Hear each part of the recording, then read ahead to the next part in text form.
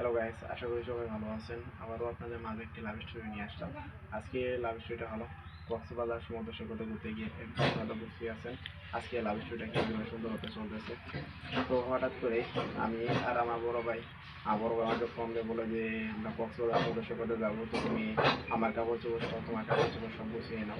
তো দেওয়ার করার যেহেতু আমাদের রাতে গাড়ি ছিল, 12টার দিকে গাড়ি ছিল, ওটাই লাস্টে গাড়ি, তার জন্য আমরা চলে গেলাম। তো তারপর সকালবেলা আমরা গাড়ি থেকে নামি, নামার পর একটা হোটেলে উঠি। হোটেলে ওঠার পর ফ্রেশ হয়ে সকালে নাস্তা শেষ করে আমরা সমুদ্র সৈকতে চলে যাই। তো আমরা সমুদ্র সৈকতে চলে যাওয়ার পর আমরা একটা ছোট স্পিড বোট নিই। তো সেই স্পিড বোট নিয়ে আমরা অনেক ঘোরাঘুরি করি। ঘোরাঘুরি করার এক পর্যায়ে আমরা যখন কিনারায় আসি, আসার পর দেখতে পারি যে একটি মেয়ে অনেকক্ষণ যাবত সে দাঁড়িয়ে আছে আর কি যেন চিন্তা করতেছে। তো তাকে বললাম যে আচ্ছা কোন বিষয়ে কি চিন্তা করতেছেন আপনি। তো আমাকে বলতেছে যে তার নাকি স্পিড বোট দিয়ে ঘুরতে মন চাইতেছে, তো ওরকম কাউকে পাইতে পারছে না, তো একা বই।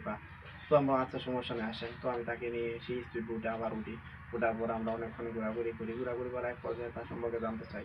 তার নাম সামিয়া, তার সে ক্লাস 10-এ পড়ে। তো এগুলো সব কিছু শোনার পর আমি বললাম আচ্ছা সমস্যা নেই। তো ওই দিন সে আমাকে বলে যে আপনার ফেসবুক আইডির নামটা কি। তো আমি আমার ফেসবুক আইডির শুধু নামটা বলেছি, তাকে আর কোনো কিছু বলি নাই। তো ওদিন রাতেই দেখতে পাই যে সামিয়া জাহান আইডি থেকে আমার ফেসবুক আইডিতে একটা রিকোয়েস্ট আসে।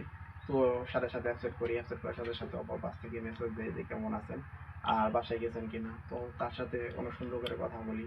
তো কথা বলতে বলতে হঠাৎ করে তাকে বলি যে আচ্ছা তখন তো আপনাকে ঠিক মতো দেখতে পারিনি, তো একটু ভিডিও কল আসেন আপনাকে দেখি। তো সে সাথে সাথে সে ভিডিও কল দেয় আর তাকে দেখি। তো তাকে প্রায় আধা ঘন্টার মতো তার সাথে ওরকমভাবে কথা বলি, যেরকমভাবে মাঝে মাঝে তার সাথে আমি কথা বলতাম। তো কথা বলতে বলতে এখন তার প্রেমে পড়ে গেছি। আর তাকে কীভাবে প্রপোজ করলাম এগুলো অবশ্যই আপনাদের মাঝে পরবর্তী কোনো লাভ স্টোরিতে দিয়ে দিব। তো হঠাৎ করে একদিন তাকে আমি সকালবেলা ঘুম থেকে উঠে প্রপোজ করি। তো আপনারা এতক্ষণ পর্যন্ত যারা আমার লাভ স্টোরিটা শুনে তাদের অসংখ্য ধন্যবাদ।